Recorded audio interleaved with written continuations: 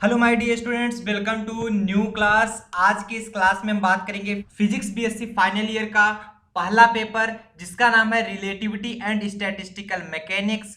इसके most important questions के बारे में हम बात करेंगे।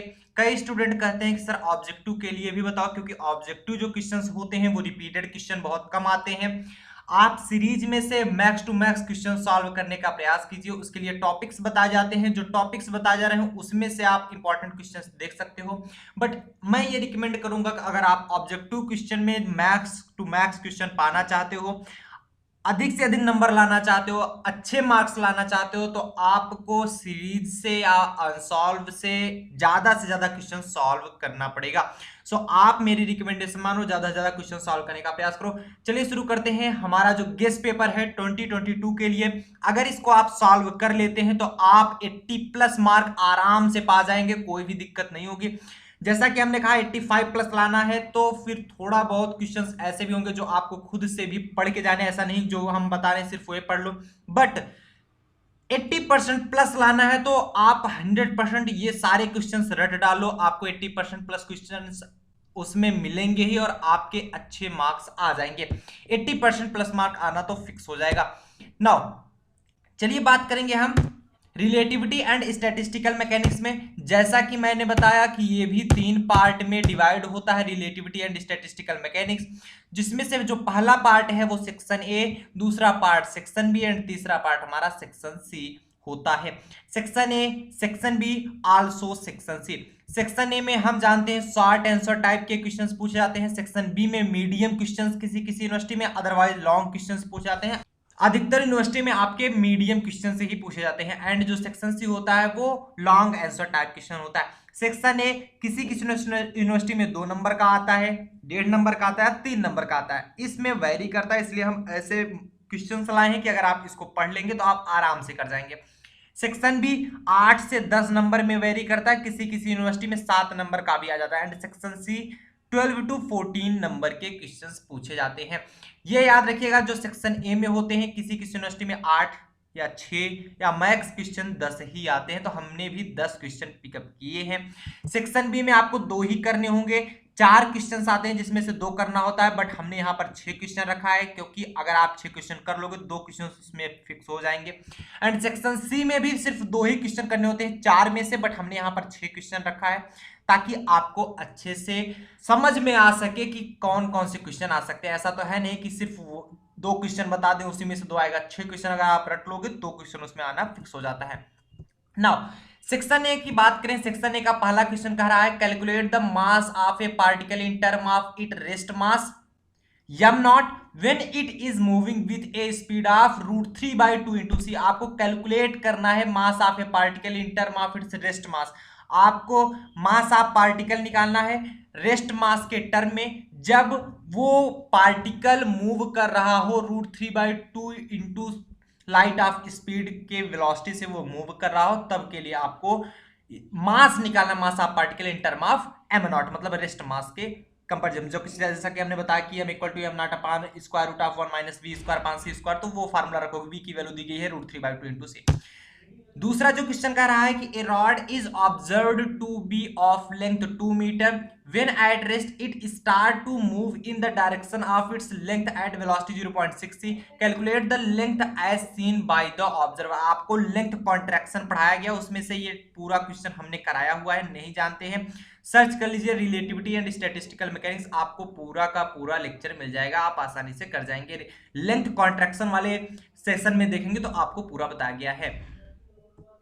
तीसरा क्वेश्चन आ रहा है हमारे सामने कि what is the ratio of 3 speed VRMS, VAV and VMP. VRMS क्या होता है? Root mean square velocity. VAV मतलब average velocity and most probable velocity क्या होता है, इनमें रेशियो क्या होता है, ये भी हमने कराया हुआ है। फोर्थ क्वेश्चन करा है so that rest mass of photon is 0, ये भी ऑलरेडी हमने कराया हुआ है। फिफ्थ क्वेश्चन है what is the relation between thermodynamical entropy and statistical probability. आपको रिलेशन दिखाना है थर्मोडायनेमिकल एंट्रोपी में एंड स्टैटिस्टिकल प्रोबेबिलिटी में। ये शॉर्ट आंसर क्वेश्चन है, इसलिए इसमें आपको डेरिवेशन नहीं करना, सिर्फ रिलेशन दिखाना है, रिलेशन दिखा के बताना होगा हाँ इसमें कौन सा क्या है। 6 क्वेश्चन है, write down postulate of special theory of relativity. Special theory of relativity आपको हमने बताया, उसके पास्टुलेट्स इसमें लिखने पड़ेंगे आपको। 7th क्वेश्चन है जो आपको पढ़ के जाना है, व्हाट इज स्टेरलिंग अप्रोक्सीमेशन, ये भी हमने बताया हुआ है। 8th क्वेश्चन है, what is non inertial frame with suitable examples. आपको नॉन इनर्शियल फ्रेम बताने हैं और इसके एग्जांपल भी बताना, जैसे इनर्शियल फ्रेम क्या होता है, जो कांस्टेंट स्पीड से मूव करा हो या रुका हुआ हो। नॉन इनर्शियल जो कांस्टेंट स्पीड से मूव ना कर रहा हो, जिसमें एक्सेलरेशन आ रहा हो, तो वो हमारा नॉन इनर्शियल फ्रेम हो जाता है। एक सुटेबल एग्जांपल भी देना है, वो हमने पूरा इनर्शियल नॉन इनर्शियल फ्रेम ही बताया है फर्स्ट या सेकंड लेक्चर में। 9th जो अब आ रहा है हमारे सामने की 3 particle have speed 4, 8, 10 metre per second respectively, their RMS speed is. 3 particle हैं जिसकी स्पीड है 4 metre per second, 8 metre per second and 10 metre per second respectively. उसकी रूट मीन स्क्वायर स्पीड निकालिए। रूट मीन स्क्वायर स्पीड का formula हमने बताया हुआ है, वो जाकर आप चेक कर लीजिए। 10th जो क्वेश्चन आ रहा है कि डिफाइन फर्मियांस एंड बोसॉन्स, ये भी हमने बहुत अच्छी तरीके से बता दिया। फर्मियांस क्या होते हैं, बोसॉन क्या होते हैं, सब कुछ बताया हुआ है, आप जाकर देख सकते हो। ठीक है, नेक्स्ट सेक्शन बी की बात करें, उसमें जो पहला क्वेश्चन आपसे पूछा जा सकता है, what do you mean bye partition function. आप पार्टीशन फंक्शन से क्या समझते हो। Derive the relation between entropy and probability. आप एंट्रोपी और प्रोबेबिलिटी में रिलेशन बताओ। पहले आप पार्टीशन फंक्शन लिखोगे और फिर एंट्रोपी और प्रोबेबिलिटी में रिलेशन दिखाओगे। दूसरा क्वेश्चन पूछा जाता है कि what do you mean by ensembles. आप इंसेम्बल्स से क्या समझते हो। Discuss micro canonical, canonical and grand canonical ensembles. Compare these 3 types of ensembles. आपको इन तीनों टाइप के इंसेम्बल का कंपैरिजन भी करा। और ये ध्यान रखिएगा, ये जितने भी क्वेश्चन बताए जा रहे हैं इसमें से ऐसा मत कीजिएगा कि एक भी क्वेश्चन छोड़ के चले आओ। ये क्वेश्चंस आपको पढ़ के जाना है। अदर कोई क्वेश्चन पढ़ लो, बट ये क्वेश्चंस नेसेसरी आप पढ़ के जाना। नेक्स्ट क्वेश्चन आपसे पूछा जा सकता है कि what meaning of mass energy equivalent obtain mass energy relation, calculate the energy of 1 gram of mass. Next जो क्वेश्चन आता है कि so that the average energy of electron in electron gas is 3/5 EF, where EF is a Fermi energy. Fermi energy जब हम पढ़ा रहे थे तो ये पूरा बताया है, टोटल यही सेम टू सेम क्वेश्चन आप जाकर वहां पर देख सकते हैं। फर्मी एनर्जी के नाम से सेशन होगा। Establish the following relation. आपको फॉलोइंग रिलेशन स्टेब्लिश करना है, जिसमें से पहला है हमारा m equal to m0 upon में square root of 1 minus v square पास सी स्क्वायर। ऐसा ही यही फार्मूला लगेगा जो पहले वाले में पूछा जा रहा था, मास निकालना था। ठीक है, सेकंड जो आपको रिलेशन बताना है, E square equal to P square C square plus m0 square C की पावर 4, ये आपको रिलेशन दिखा रहा है। 6 जो क्वेश्चन आपके सामने आ रहा है, calculate the value of gamma for monoatomic, diatomic and triatomic gas. आपको monatomic, diatomic and triatomic gas के लिए गामा की वैल्यू कैलकुलेट करके दिखानी है, तो आपको हमने बताया हुआ ऑलरेडी। नहीं जानते हो तो जनरली आप अभी जस्ट कुछ ही दिन पहले हमने थर्मोडायनेमिक्स का एक लेक्चर लिया, उसमें क्लियर बता दिया है। टोटल 1 घंटे 25 मिनट का लगभग लेक्चर है, वो आ जाकर आप देख लीजिएगा। सेक्शन सी की बात करें, सेक्शन सी का पहला क्वेश्चन आता है कि so that the law of conservation of linear momentum and energy are invariant with respect to Galilean transformation. Galilean transformation में खोल के देखोगे तो यही सेम क्वेश्चन हमने बताया हुआ है। दूसरा जो क्वेश्चन है, use statistical definition of entropy so that the difference in entropy between a state of volume VI and VT is equal to NR log VT पर VI। ये भी हमने सॉल्व कराया हुआ है, आप जाकर देखो तो सही, नहीं तो अगर जो रेगुलर पढ़े होंगे वो जानते होंगे। दूसरा जो क्वेश्चन पूछा जा सकता है कि derive the Fermi Dirac distribution formula. आपको फर्मी डिराइव डिस्ट्रीब्यूशन फार्मूला को डिराइव करना, ये भी हमने बताया हुआ है। And so that the specific heat of a strongly degenerate Fermi Dirac gas is directly proportional to its absolute temperature. ये टोटल हमने बताया हुआ, और जनरली इन सभी के वीडियो को जो लिंक होगी वो मैं डिस्क्रिप्शन बॉक्स में डाल दूंगा, ताकि आपको खोजने में कोई दिक्कत ना हो।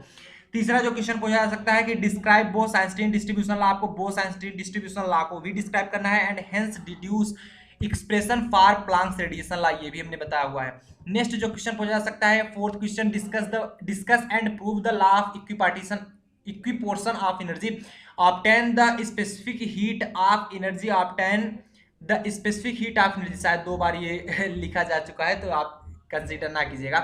Obtain heat of energy, obtain the specific heat of gas of diatomic molecule with unlike atom। वो 2 बार जो लिखा गया थोड़ा सा मिसप्रिंटिंग हो चुका है। फिफ्थ जो क्वेश्चन पूछा जा सकता है, the number of law of equipartition of energy में जाकर देखोगे तो ये हमने क्वेश्चन बताया हुआ है। नेक्स्ट जो क्वेश्चन है, the number of molecules in energy range E and E+D is given by 2πn into में 1 अपान पाई के टी पावर 3/2 इंटू ई की power half and e power minus E upon k T d ई।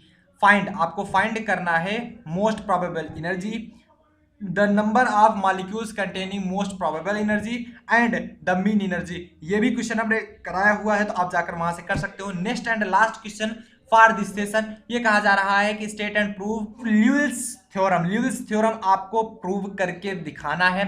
सो ये वाला theorem हमने नहीं बताया हुआ है, तो आप कहीं और से पढ़ सकते हैं, बट पढ़ जरूर लेना क्योंकि ये काफी बार पूछा जा चुका है। सो गाइज, मिलते हैं नेक्स्ट लेक्चर साथ। टिल देन आप लोग बड़ी सप्लाई करें। All the very best.